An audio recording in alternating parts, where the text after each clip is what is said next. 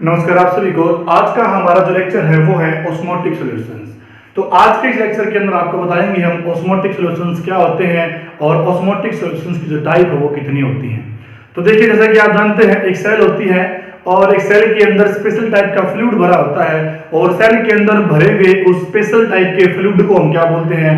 That fluid is known as the cytoplasm. और cytoplasm के अंदर अलग अलग तरह के केमिकल सब्सटेंसेस प्रेजेंट होते हैं, जो कि हो सकते हैं किसकी form? In the form of the protein, in the form of the carbohydrates, in the form of the ions. तो कहने का मीनिंग हमारा ये है, सेल का जो साइटोप्लाज्म होता है, सेल के साइटोप्लाज्म के अंदर अलग अलग तरह के केमिकल सब्सटेंसेस क्या करते हैं? उसके अंदर एग्जिस्ट करते हैं। तो देखिए, आपने सुना होगा सॉल्यूशन के बारे में। देखिए, सॉल्यूशन कहते किसे हैं? सॉल्यूशन एक कॉम्बिनेशन होता है किसका? सॉल्यूशन के दो पार्ट होते हैं, एक तो होता है सोल्यूट, एक होता है सोलवेंट।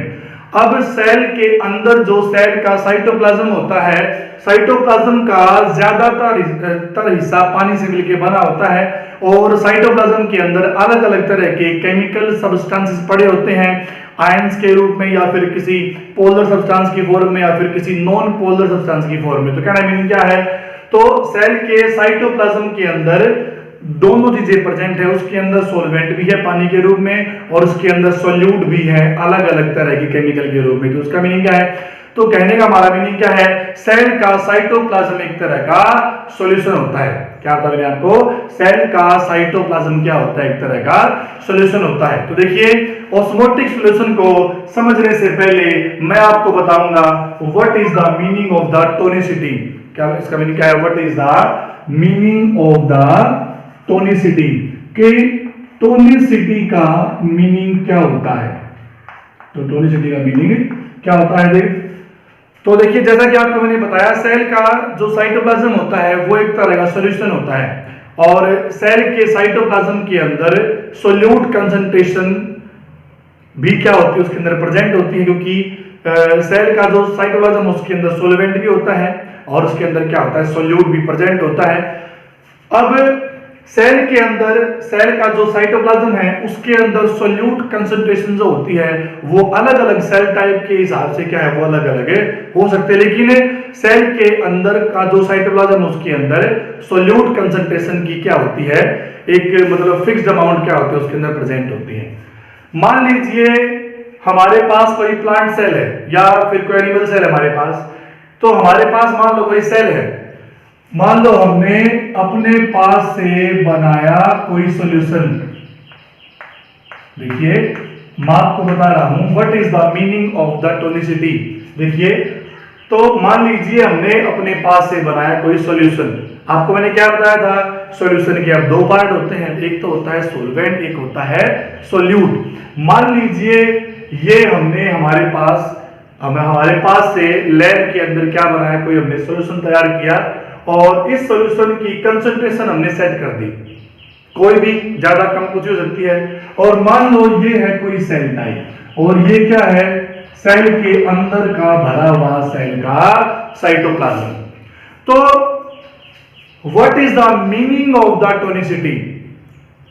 अगर हम देखिए, ये है एक सॉल्यूशन जो हमने लैब के अंदर बनाया है और ये है सेल और ये है सेल के अंदर भरा हुआ इसका साइटोप्लाज्म। तो what is the meaning of the tonicity? भाई, टोनिसिटी हमें बताती है क्या?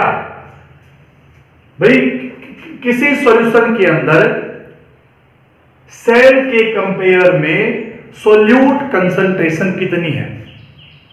क्या बताया मैंने आपको?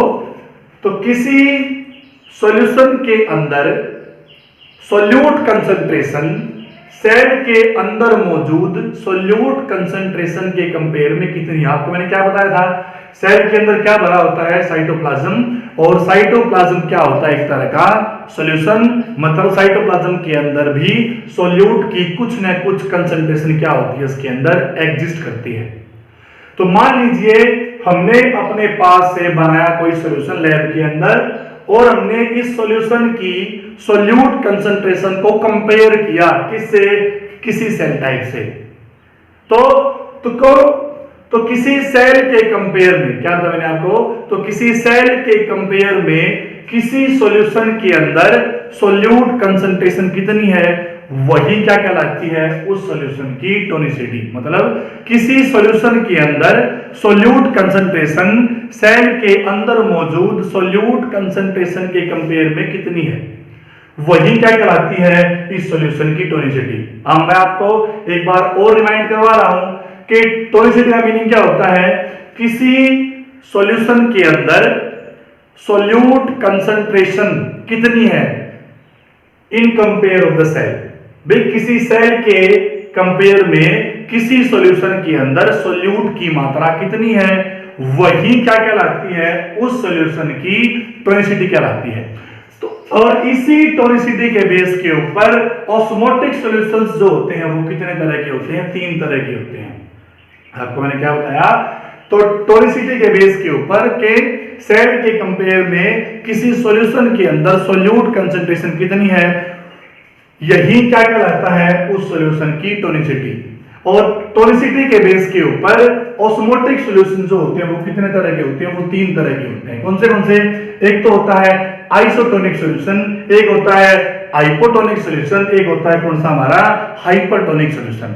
तो इन तीनों तरह के सॉल्यूशन के बारे में बताने से पहले मैं आपको बताऊंगा अबाउट द ऑस्मोसिस। देखिए ऑस्मोसिस के ऊपर हम एक वीडियो लेक्चर पहले बना चुके हैं, लेकिन मैं ऑस्मोसिस की डेफिनेशन को आपको दोबारा से फिर बता रहा हूं। आपको ऑस्मोसिस होता क्या है, osmosis is the net movement of the solvent. Osmosis क्या है, एक नेट मूवमेंट है किसकी, सॉल्वेंट की, कहां से कहां, from the region of the lower solute concentration to the region of the higher solute concentration through the semi permeable membrane. तो osmosis is the net movement of the solvent from the region of the lower solute concentration to the region of the higher solute concentration through the semi permeable membrane. किसी semi permeable membrane के through solvent का lower solute concentration से higher solute concentration की तरफ move करना, इसी process को हम क्या बोलते हैं, it's called as the osmosis. क्योंकि ऑस्मोटिक सॉल्यूशन को समझने के लिए आपको ऑस्मोसिस के बारे में पता होना क्या काफी जरूरी है आपको।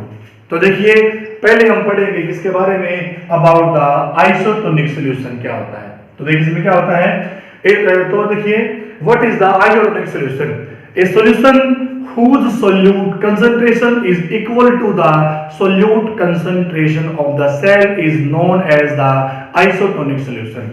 एक ऐसा सॉल्यूशन जिसकी सोल्यूट कंसंट्रेशन क्या है, इक्वल किसके, सेल की सोल्यूट कंसंट्रेशन की। एक ऐसा सॉल्यूशन जिसकी सोल्यूट कंसंट्रेशन सेल की सोल्यूट कंसंट्रेशन के बिल्कुल बराबर है, ऐसे सॉल्यूशन को हम क्या बोलते हैं, such type of solutions are called as the isotonic solutions. तो इसमें क्या देखिए, तो मान लीजिए हमने लैब के अंदर बनाया कोई सॉल्यूशन और उस सॉल्यूशन के अंदर हमने सोल्यूट की कोई अमाउंट डाल दी और हमने सोल्यूट ऐड करने पर, मतलब हमने सॉल्यूशन बनाने पर, सॉल्यूशन के बनाने के बाद हमने उस सॉल्यूशन की सोल्यूट कंसंट्रेशन को कंपेयर किया किसी सेल के अंदर की सोल्यूट कंसंट्रेशन के साथ, और हमने क्या पाया, हमने ये पाया कि जो सॉल्यूशन हमने बनाया है उस सॉल्यूशन के अंदर सोल्यूट कंसंट्रेशन जो है वो सेल के अंदर मौजूद सोल्यूट कंसंट्रेशन के बिल्कुल बराबर है।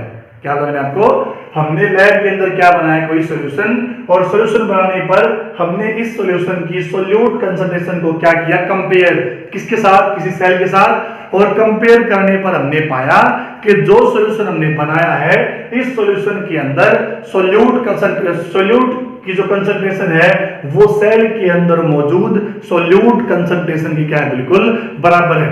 तो इस तरह के सॉल्यूशन को हम क्या नाम देंगे, such type of solutions are called as the isotonic solution.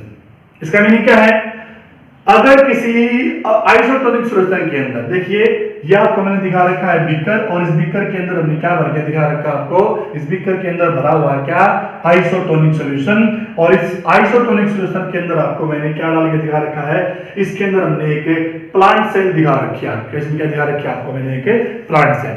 आपको पता होगा एक प्लांट सेल के बाहर सेल कवरिंग दो तरह की होती है, बाहर होती है सेल वॉल और अंदर क्या होती है, सेल मेम्ब्रेन। तो सेल वॉल जो होती है वो बनी होती है सेल्यूलोज से, और सेल की मेम्ब्रेन जो बनी होती है वो बनी होती है लिपिड से।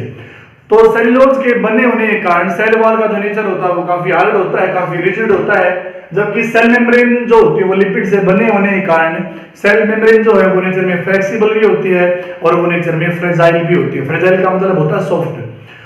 तो अगर सेल के अंदर extra amount of water fill up होता है तो सेल वॉल की जो वॉल्यूम है हार्ड नेचर के होने के कारण उसके ऊपर कोई फर्क नहीं पड़ता, और अगर सेल के अंदर से एक्स्ट्रा अमाउंट ऑफ वाटर बाहर निकलता है तो इस कंडीशन में भी सेल वॉल जो है वो अपनी शेप को लॉस नहीं करती। लेकिन सेल के अंदर एक्स्ट्रा अमाउंट ऑफ वाटर के फिलअप होने से और सेल के अंदर से एक्स्ट्रा अमाउंट ऑफ वाटर बाहर निकलने से सेल की मेम्ब्रेन के ऊपर क्या पड़ता है, फर्क पड़ता है। अगर सेल के अंदर extra amount of water fill up होता है तो सेल मेम्ब्रेन की जो वॉल्यूम है वो बढ़ जाती है, और सेल के अंदर से अगर एक्स्ट्रा अमाउंट ऑफ वाटर बाहर निकलता है तो सेल मेम्ब्रेन की जो वॉल्यूम है वो क्या होती है, it become reduced, it get reduced.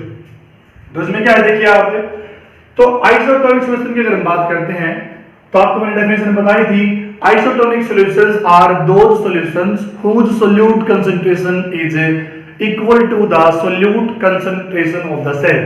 वो सॉल्यूशन जिनकी सोल्यूट कंसंट्रेशन सेल की सोल्यूट कंसंट्रेशन के बिल्कुल बराबर होती है, उन सॉल्यूशन को हम क्या बोलते हैं, such type of solutions are called as the isotonic solution. अगर हम किसी आइसोटोनिक सॉल्यूशन के अंदर किसी प्लांट सेल को डाल दें तो उसका मीनिंग क्या होगा, वाटर की एंट्री कहां होगी, वाटर की एंट्री ना तो होगी सेल के अंदर से सेल के बाहर, और न कहां होगी सेल के बाहर से सेल के अंदर, क्योंकि ओस्मोसिस के लिए दोनों साइड सोल्यूट कंसंट्रेशन के अंदर डिफरेंस होना क्या होता है, काफी ज्यादा जरूरी होता है, क्योंकि ओस्मोसिस के अंदर सॉल्वेंट की जो मूवमेंट होती है वो हमेशा लोअर सोल्यूट कंसंट्रेशन से हमेशा वो हायर सोल्यूट कंसंट्रेशन की तरफ होती है।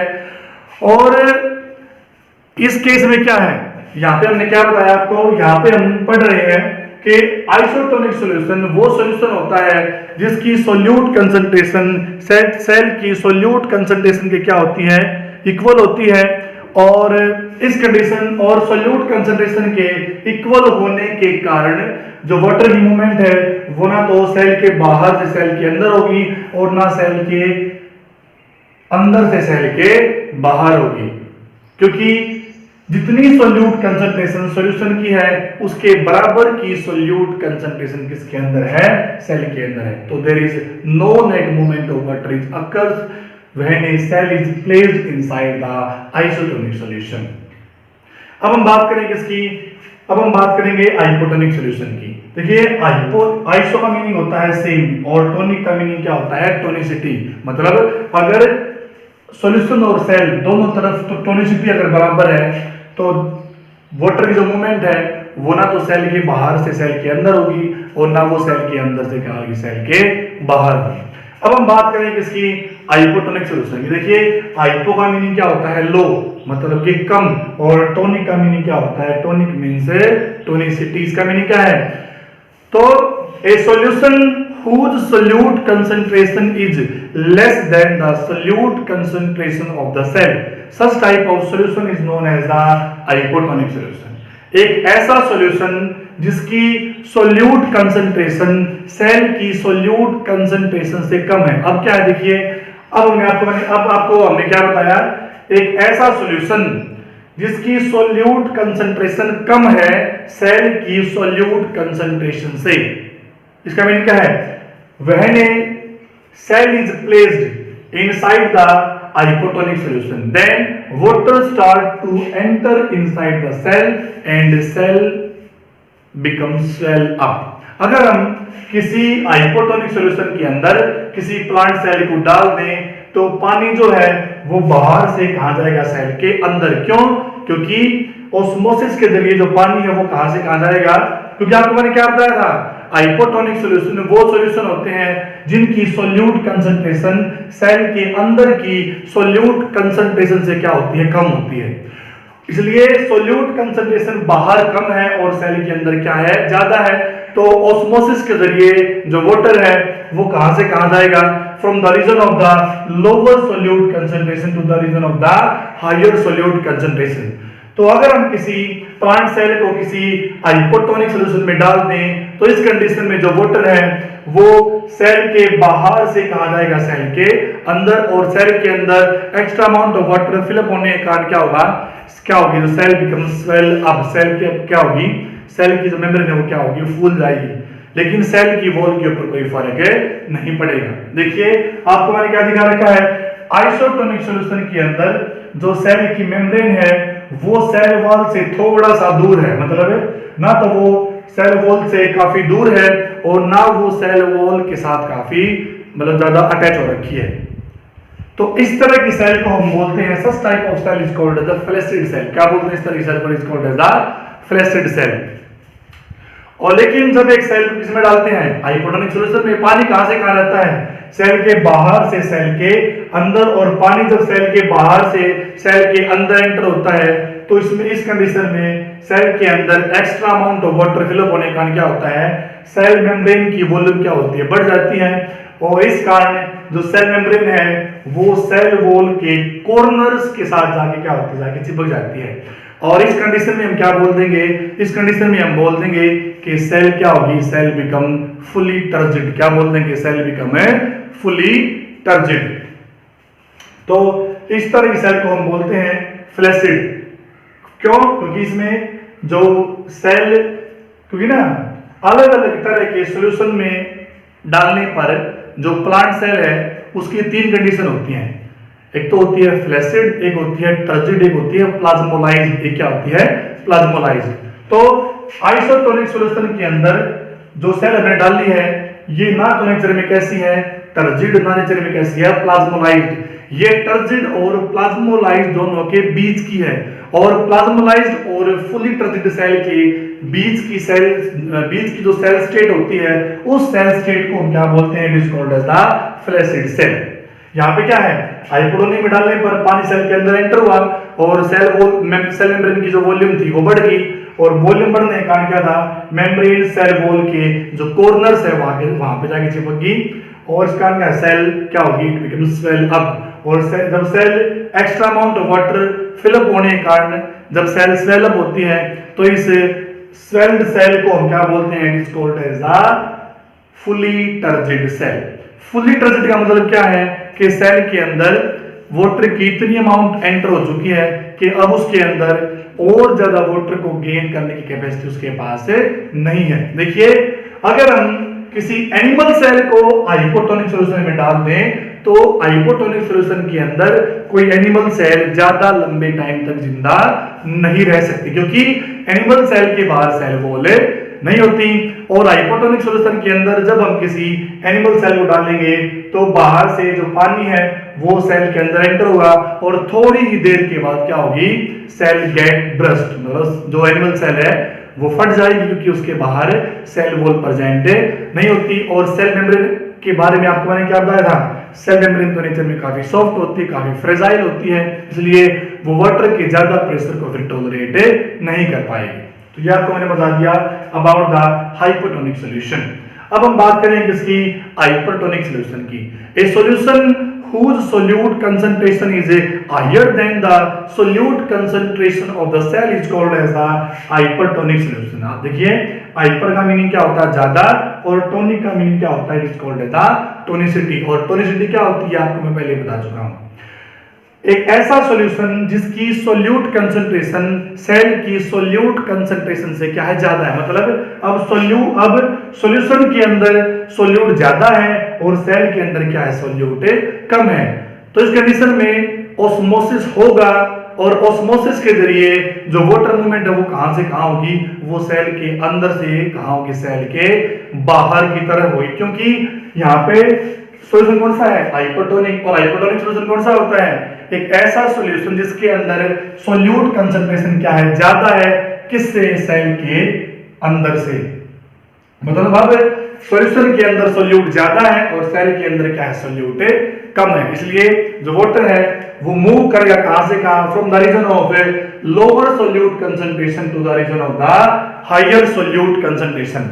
तो उसका मीनिंग क्या है, अगर किसी प्लांट सेल को किसी हाइपरटोनिक सॉल्यूशन के अंदर डाला जाए तो हाइपरटोनिक सॉल्यूशन के अंदर डालने के बाद जो पानी है वो सेल से बाहर निकलेगा और सेल से बाहर निकलने के कारण सेल मेम्ब्रेन जो है वो सिकुड़ जाएगी और सेल के एक कॉर्नर के अंदर क्या हो जाके इकट्ठा हो जाएगी। ठीक है, और इस तरह की सेल को क्या बोलते हैं, मतलब अब यहाँ पे सेल मेम्ब्रेन जो पूरी तरह से क्या हो चुकी है, गेट श्रिंक्ड, वो सिकुड़ चुकी है और इस तरह की सेल को हम क्या बोलते हैं, such type of cell is called as the fully plasmolysed cell. और इस फिनोमेना को क्या बोलते हैं, is called as the plasmolysis. क्या बोलते हैं इसको, is called as the plasmolysis. देखिए प्लाज्मोलाइसिस एक नई टर्म है, इसका मीनिंग क्या है, देखिए when a plant cell is placed in hypertonic solution, जब हम किसी प्लांट सेल को किसी हाइपरटोनिक सॉल्यूशन के अंदर प्लेस करते हैं तो क्या होता है, then water start to exit out from the cell, तो पानी जो है वो सेल से बाहर निकलना शुरू कर देता है, due to which cell membrane get shrinked, जिसके कारण क्या है, सेल मेम्ब्रेन सिकुड़ती है and get settled at the corner of the cell, और सेल के एक कॉर्नर के अंदर क्या हो जाके इकट्ठा हो जाती है। This phenomena is known as the plasmolysis और such type of cell is called as the fully plasmolysed cell.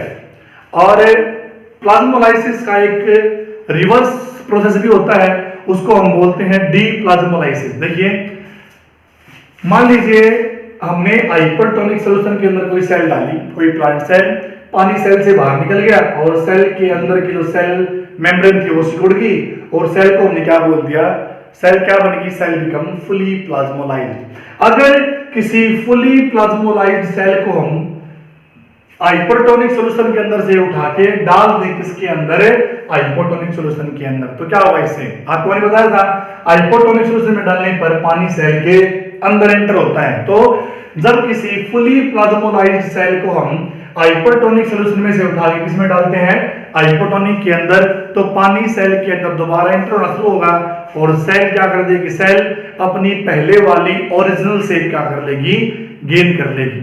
और इस फिनोमेना को क्या बोलते हैं, such phenomena is known as the deplasmolysis. तो ये था हमारा क्या, ये आपको हमने बताया what is the meaning of the tonicity, what are the osmotic solutions and what are the types of the osmotic solution, what is the meaning of the plasmolysis and what is the meaning of the डीप्लाज्मोलाइसिस।